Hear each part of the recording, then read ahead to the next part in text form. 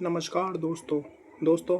अभी मैं आपको एक ऐसी घटना के बारे में बताऊंगा कि आप भी कहोगे क्या इसमें अमेरिका की गलती है या दोस्तों ईरान की गलती है।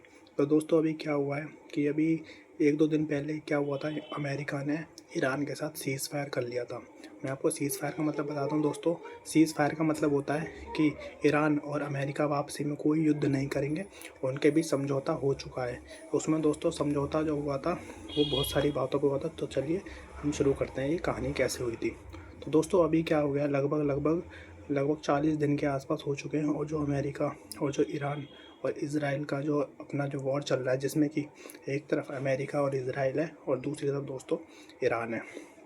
तो दोस्तों इनका जो युद्ध चल रहा है वो युद्ध दोस्तों इसलिए चल रहा है कि जो अमेरिका है वो नहीं चाहता कि ईरान जो है वो बॉम्ब बनाए, लेकिन जो ईरान है, ईरान चाहता है कि मैं अपने जो परमाणु बम है, यूरेनियम जो बम है, मैं अपने पूरे के पूरे बनाऊं। लेकिन अमेरिका और इज़राइल नहीं चाहते कि वो बनाए। अमेरिका की पॉलिसी आप जानते हो क्या है? अमेरिका की पॉलिसी ये है कि अमेरिका चाहता है कि पूरी दुनिया में सिर्फ एटॉमिक बम सिर्फ मैं रखूँ और जो मेरे जो चाहने वाले देश हैं, जो मुझे सपोर्ट करते हैं, वो रखें।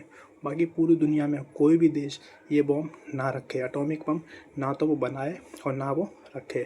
तो दोस्तों इसी को टक्कर बम के उसमें बेस में एक देश देता है दोस्तों, जिसका नाम है नॉर्थ कोरिया।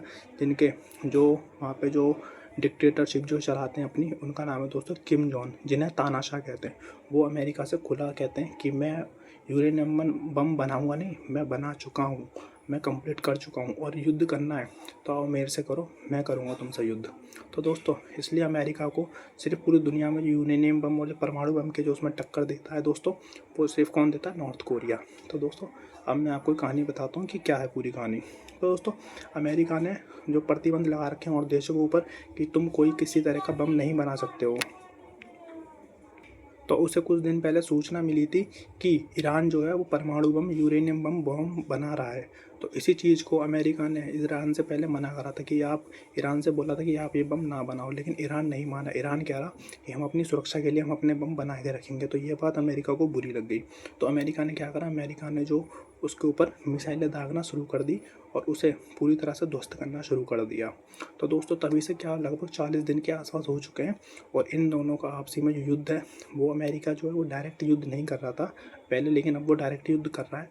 वो इज़राइल के द्वारा ईरान को मार रहा था, जो कि जो इज़राइल है वो उसका सपोर्टर कंट्री है, पूरी तरह से उसे सपोर्ट करती है। तो अभी क्या हुआ था कि जब से, अब आप न्यूज़ आपने सुनी होगी कि लगभग अमेरिका जो है ईरान के साथ लगभग 2-3 बार सीज़ फायर कर चुका है। और दोस्तों वो जो सीज़ फायर है ना, वो मात्र एक दिन भी नहीं चलता, उससे पहले उस पर हमले शुरू हो जाते हैं। तो दोस्तों अभी यही चीज़ हुई है कि अभी परसों ईरान ने और अमेरिका ने आपसी में सीज़ फायर कर लिया था कि हम लगभग 2 हफ्ते तक हम किसी तरह का कोई हमला एक दूसरे देश पर नहीं करेंगे। लेकिन दोस्तों वो सीज़ फायर, पहले जो सीज़ फायर हो रहा था वो सिर्फ अमेरिका की तरफ से हो रहा था, लेकिन वो ईरान की तरफ से नहीं हो रहा था। लेकिन अभी जो परसों जो सीज़ फायर हुआ है ना, वो अमेरिका और ईरान दोनों की तरफ से हुआ है कम्प्लीटली। लेकिन वो जो हमला था वो पूरे एक दिन तो छोड़ो दोस्तों, लगभग 12 घंटे भी नहीं टिका और वो सीज़ फायर का उल्लंघन हो चुका है, वो तोड़ दिया गया है। तो अभी क्या हुआ है कि अभी जो है मैं बताता हूँ ये कैसे तोड़ा है। ये दोस्तों हुआ है इज़राइल की वजह से। इज़राइल ने क्या करा है, इज़राइल ने लेबनान, एक देश है दोस्तों लेबनान, जो कि ईरान के नॉर्थ में है। तो ईरान के जो नॉर्थ में जो लेबनान देश है ना, उसकी एक राजधानी है जिसका नाम है दोस्तों बैरूत। अब बैरूत के ऊपर इज़राइल ने हमला क्यों किया? क्योंकि जो इज़राइल का मानना है कि जो बैरूत है ना, वहाँ पे जो एक आतंकवादी संगठन है दोस्तों, जिसका नाम है हिजबुल्ला जो है ना, वो वहाँ पे पनाह ले रहा है और वो हिजबुल्ला जो है वो इसके ऊपर, इज़राइल के ऊपर हमले करता रहता है। और दोस्तों इससे इज़राइल ने कहा है कि इस हिजबुल्ला संगठन से हमें खतरा है, इसलिए हम इसे ख़त्म करना चाहते हैं। तो इज़राइल का जो मकसद है ना, वो लेबनान के अंदर जो सिविलियन लोग हैं, जो आम लोग हैं, वो उन्हें मारना नहीं है। उसका जो मकसद है वो सिर्फ वहाँ के आतंकवादी हिजबुल्ला को मारना है। लेकिन ईरान जो है, ईरान को ये चीज़ पसंद नहीं आई। ईरान कह रहा है कि आप लेबनान के अंदर किसी भी व्यक्ति को नहीं मार सकते हो, क्योंकि जो ईरान है ना, वो भी एक तरह से शिया देश है और जो लेबनान है दोस्तों, लेबनान में भी एक तरह से शिया लोग रहते हैं बहुत सारे। ज़्यादातर जो बहुमत जो है वो दोस्तों लेबनान में शिया लोगों का। तो ये चीज़ ईरान को अच्छी नहीं लगी। ईरान को लगा कि ये लोग मेरे साथ के लोगों को, मेरी बरादरी के, मेरे धर्म के लोगों को ये लोग मार रहे हैं। तो ये चीज़ ईरान को बर्दाश्त नहीं हुई। तो इज़राइल ने आज लगभग सुबह दोस्तों सीज़ फायर का उल्लंघन हो चुका था और आज सुबह इज़राइल ने लेबनान के ऊपर धकाधक बम छोड़े, धकाधक मिसाइलें छोड़ी, जिसमें कि लगभग आज जो खबर आई है लगभग 254 लोग मारे जा चुके हैं। लगभग 254 लोग मारे जा चुके हैं और उसमें से 1165 लोग जो हैं वो दोस्तों बाउंडेड, वो लोग घायल हो चुके हैं पूरी तरह से। तो दोस्तों इज़राइल का ये बहुत बड़ा अब तक का हमला था लेबनान के ऊपर, और लेबनान में इतनी बड़ी तबाही देख के दोस्तों लेबनान के अंदर इस दिन को राष्ट्रीय शोक दिवस नाम से घोषित कर दिया गया है कि ये राष्ट्रीय शोक दिवस है। और दोस्तों ये अब तक का लगभग सबसे बड़ा हमला था लेबनान के ऊपर। लेबनान मैंने आपको बता दिया जो कि ईरान के उत्तर में है। तो दोस्तों इतना बड़ा हमला लेबनान के ऊपर हुआ है। तो दोस्तों मैं आपसे एक चीज़ पूछना चाहता हूँ, क्या ये जो सीज़ फायर होता है जो अमेरिका की तरफ से होता है ईरान की तरफ, क्या ये एक दिन भी नहीं चलता? ये 2 दिन, ये आप 2 दिन छोड़ो, ये दोस्तों 12 घंटे भी नहीं चलता, एक दिन भी पूरी तरह से नहीं चलता और सीज़ फायर का उल्लंघन हो जाता है। तो दोस्तों क्या हुआ था, सीज़ फायर में कुछ बातें जो थी वो ईरान ने भी मानी थी और कुछ बातें अमेरिका ने भी मानी थी कि ईरान जो है अब यूरेनियम बॉम्ब का इस्तेमाल ज़्यादा नहीं करेगा या नहीं बनाएगा। और अमेरिका ने भी बातें मानी थी और ईरान ने ये बात मानी थी कि वो स्ट्रेट ऑफ हार्मुज़ पर थोड़ा छूट देगा जिससे कि माल का आना जाना इंपोर्ट एक्सपोर्ट वहाँ से हो सके। तो दोस्तों ये बातें सीज़ फायर में क्लियर हुई थी, लेकिन ये बातें जो है इज़राइल ने जब लेबनान के ऊपर हमला किया तो लेबनान पर घातक हमला होने की वजह से वो ईरान का एक पर्सनल दोस्त था लेबनान, तो इस वजह से ईरान ने अपने सारे के सारे जो वादे किए थे वो सब ख़त्म कर दिए हैं। और दोस्तों ये जो युद्ध है ये बरकरार रहेगा युद्ध अभी, और युद्ध धकाधक चलेगा और सीज़ फायर बिल्कुल ख़त्म हो चुका है पूरी तरह से।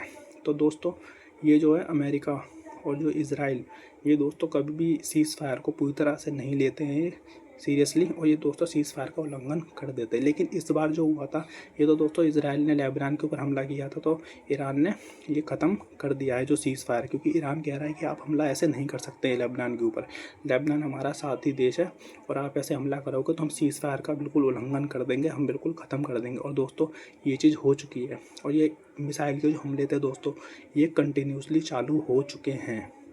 अभी धकाधक युद्ध हो रहा है इस टाइम पे, और दोस्तों किसी तरह का कोई सीज़ फायर नहीं है, कुछ भी नहीं है किसी तरह का। और दोस्तों मैं एक चीज़ और ख़ास बात मैं आपको बताता हूँ, ये बहुत सोचने वाली बात है। दोस्तों क्या आप सोच सकते हो कि जो देश पूरी दुनिया में सबसे ज़्यादा आतंकवाद के लिए मशहूर है, आप समझ रहे हो मैं किसकी बात कर रहा हूँ? पाकिस्तान। दोस्तों पाकिस्तान को 2 देशों की मध्यस्थता का उसे हेड बनाया गया है, उसे मध्यस्थ बनाया गया है। दोस्तों सोचने वाली बात है कि जो देश पूरी दुनिया में आतंकवाद के लिए सबसे ज़्यादा मशहूर है, जो कि भारत के ऊपर आए दिन हमले करता है, आए दिन कभी एक LOC पे करता है, कभी दोस्तों POK पे करता है, तो दोस्तों क्या इस देश को मध्यस्थता बनाना चाहिए? तो दोस्तों ये इसे मध्यस्थता भी बनाया गया था ईरान के बीच में, और इधर इज़राइल और अमेरिका के बीच में इसे मध्यस्थ की तरह से पेश किया गया था दोस्तों। तो दोस्तों पाकिस्तान को इतना मध्यस्थता, दोस्तों एक बार को चलो किसी और देश को भी बनाते, लेकिन दोस्तों पाकिस्तान को सोचने वाली बात है। तो इस वजह से क्या हुआ था कि पाकिस्तान खुश था कि हमें मध्यस्थ बनाया गया है, हमें बीच में। तो पाकिस्तान ने एक दिन पहले अपने देश में पार्टी करी थी, उसमें बड़े बड़े उसने पॉलिटिशियन को बुलाया था, बड़े बड़े एक्टर और सिंगर को बुलाया गया था, बड़े बड़े लोगों को, बिजनेसमैनों को बुलाया गया था, जिससे कि अमेरिका खुश था। और अमेरिका कह रहा था कि हमारा कद बहुत बढ़ गया है, जिससे कि हम दुनिया के इतने पावरफुल कंट्री जो ईरान, इजराइल और USA के बीच में हम मध्यस्थता कर रहे हैं। तो इस बात से अमेरिका बहुत खुश था दोस्तों, लेकिन अमेरिका की भी मध्यस्थता किसी काम में नहीं आई। और दोस्तों सोचने वाली बात है अमेरिका की इसमें कितनी बदनामी हो रही है। अमेरिका जितना खुश था ना, उतना अमेरिका अब रो रहा है कि मेरी बात को नहीं रखा गया बिल्कुल भी। और उसने बिल्कुल जो ईरान, इजराइल और अमेरिका है, इन्होंने अपनी सारे सीज़ फायर बिल्कुल ख़त्म कर दिए और पाकिस्तान की बात यहाँ पे धरी की धरी रह गई। अब कोई सीज़ फायर नहीं है, धकाधक युद्ध हो रहे हैं। और दोस्तों इस टाइम पे अमेरिका की शक्ल देखने लायक है कि अमेरिका की शक्ल इस टाइम पे क्या हो रही है, वो क्या सोच रहा है इस टाइम पे दोस्तों आपको ये बात कैसी लगी? और दोस्तों युद्ध जो है वो धकाधक अभी चालू रहेगा और वो चालू है। और आपको एक बात कैसी लगी पूरी की पूरी जो मैंने बताई, ये दोस्तों आपको पसंद आई तो लाइक, शेयर और सब्सक्राइब कीजिएगा हमारे चैनल को। और दोस्तों ज़्यादा से ज़्यादा इसे शेयर कीजिए जितना हो सके दोस्तों। तो दोस्तों चलिए, नमस्कार।